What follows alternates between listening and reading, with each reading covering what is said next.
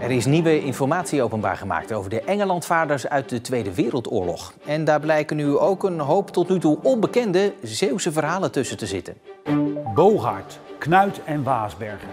Allemaal Zeeuwse namen waar verhalen achter zitten. Je hoort ze zo meteen. En verder in het Zeeuwse nieuws. Winst voor ziekenhuis ADRZ.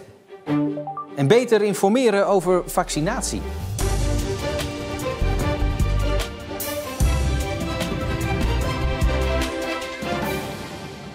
Goedenavond. Vanaf het moment dat de Duitsers 85 jaar geleden ons land binnenvielen, vluchtten ruim 2000 mannen en vrouwen naar Engeland om daar de strijd tegen de nazi's voor te zetten. De Engelandvaarders. In nog niet eerder openbaar gemaakte verslagen van de Engelse overheid komen nu onbekende Zeeuwse verhalen naar voren. Wie Engelandvaarders hoort en weet waar het over gaat, denkt onmiddellijk aan Erik Hazelhoff-Roelfsema, oftewel de soldaat van Oranje. Hij was één van de ongeveer 2150 mannen en vrouwen die tijdens de Tweede Wereldoorlog naar Engeland ontsnapten om daar te dienen als spion of in het leger. Ook Zeeuwen vonden hun weg naar Engeland. Zoals bijvoorbeeld Jacobus Stouthamer uit Sas van Gent. Dag Stef. Dag Pim, hoi, welkom. En Jacobus was directeur van het arbeidsbureau in Sas van Gent. En hij moest natuurlijk heel vroeg in de oorlog al mensen gaan aanleveren om te werken in Duitsland.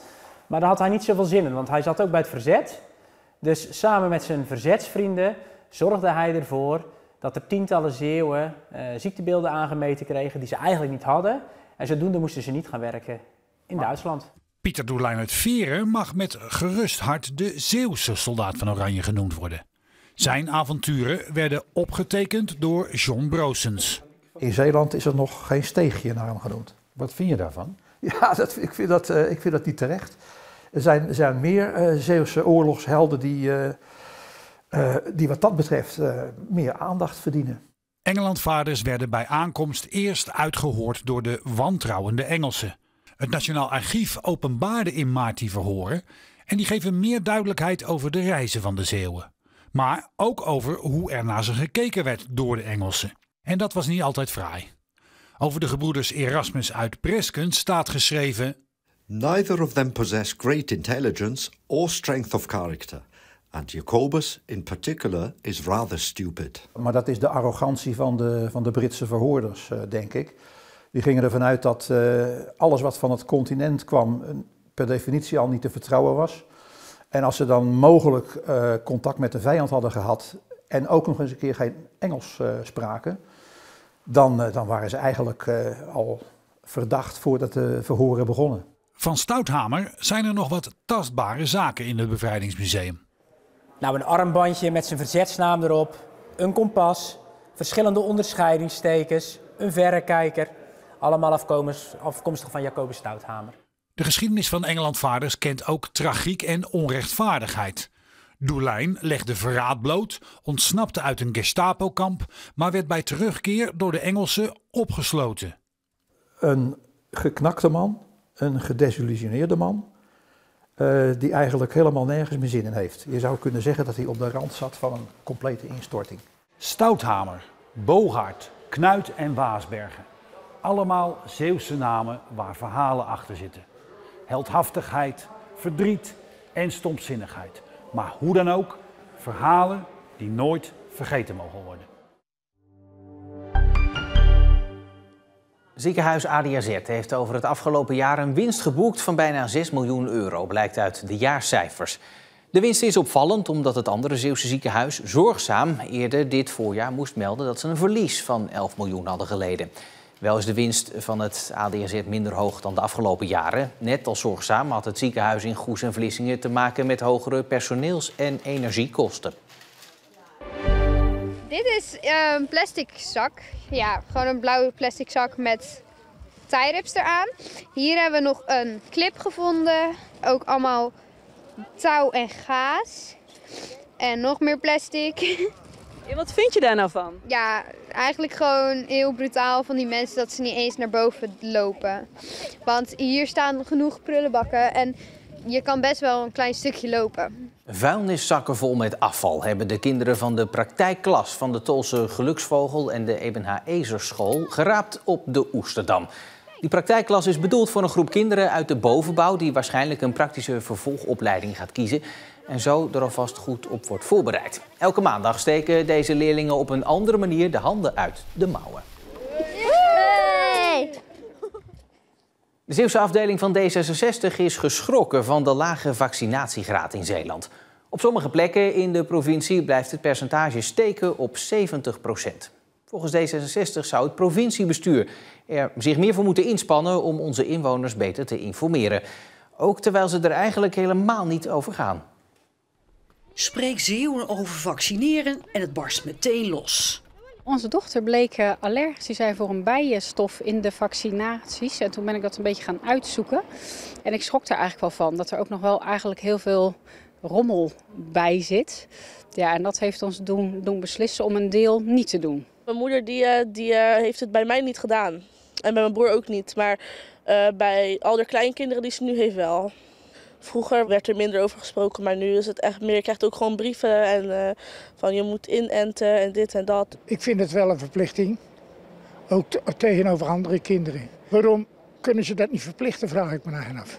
Dat ze zeggen, ja oké, voor geloof of het een of het andere. En dan denk ik bij mezelf, ja dat kan best wel. Maar ik heb wel het gevoel, als er een van die kleinkinderen of kinders overlijdt, dan ze toch wel anders zullen denken. Wouter Versluis van D66 in de Staten, zelf vader van 3 jonge kinderen, wil dat de provincie voorlichting gaat geven over vaccineren op haar social media kanalen of op andere manieren in actie komt. We hebben in het verleden wel vaker subsidies vergeven om dingen te bereiken. Er werd bijvoorbeeld bij Concert at Sea een steentje ingericht en er werd er ook sociale media aandacht aan besteed om mensen naar Zeeland toe te lokken om de arbeidstekorten hier in Zeeland op te lossen. En wellicht zou je zoiets ook in samenspraak met GGD kunnen organiseren voor die vaccinatiegraad. Het vaccinatiebeleid valt onder de GGD en de Zeeuwse gemeente. Maar, zegt D66, ga nou eens praten als provincie met de GGD en de gemeente. Kijken of ze hulp kunnen gebruiken. De provincie zegt nee, gaan we niet doen, want we willen die organisaties niet voor de voeten lopen. De uitvoering ligt bij de gemeenten, die doen dat via de GGD. We hebben ook het RIVM, een expertisecentrum. Het is heel erg goed belegd bij deze partijen. Het voegt niks toe dat je daar als provincie ook nog eens je tegenaan gaat bemoeien.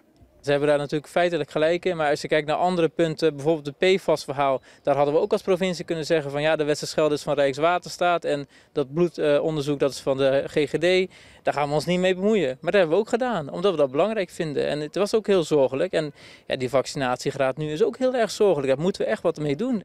Van der Maas is gedeputeerde namens de SGP, waar veel mensen vaccinaties afwijzen om geloofsredenen. Speelt dat hier een rol? Nee, zegt Van der Maas. Ik doe mijn werk in het college, namens het college voor provincie Zeeland en ik ben er voor alle Zeeuwen. En natuurlijk, je hebt altijd over ieder onderwerp ook een eigen mening, een eigen standpunt. Wat ik belangrijk vind, is dat mensen zich goed laten informeren. Het is een te belangrijke kwestie, hè? Wel of niet vaccineren, om dat zomaar even te besluiten. Laat je goed informeren, dat zou mijn advies zijn. En kom op een hele zorgvuldige manier ook tot een eigen afweging. D66 heeft al aangekondigd dat ze het er niet bij laat zitten. Ze zoekt nu steun bij andere fracties in Provinciale Staten van Zeeland om met een motie te komen om de provincie zo toch een grotere rol te kunnen geven in het provinciale vaccinatiebeleid. Want het belangrijkste is volgens de partij genoeg informatie zodat mensen een weloverwogen keuze kunnen maken tussen wel of niet vaccineren. En straks in deze uitzending het verhaal van Deborah, die 2 keer haar kat terugvond, terwijl ze er toch echt maar 1 keer was kwijtgeraakt. Maar eerst wat sportnieuws van vandaag. Teammanager John Karelsen, hier op archiefbeeld te zien, heeft een officiële waarschuwing gekregen van zijn werkgever NAC Breda. Afgelopen vrijdag, na de wedstrijd tegen Top Os, ging de uit Wemeldingen afkomstige Karelsen naar verluidt flink tekeer tegen een collega van de mediaafdeling en 2 journalisten. Volgens NAC heeft Karelsen spijt en heeft hij de betrokkenen zijn excuses aangeboden.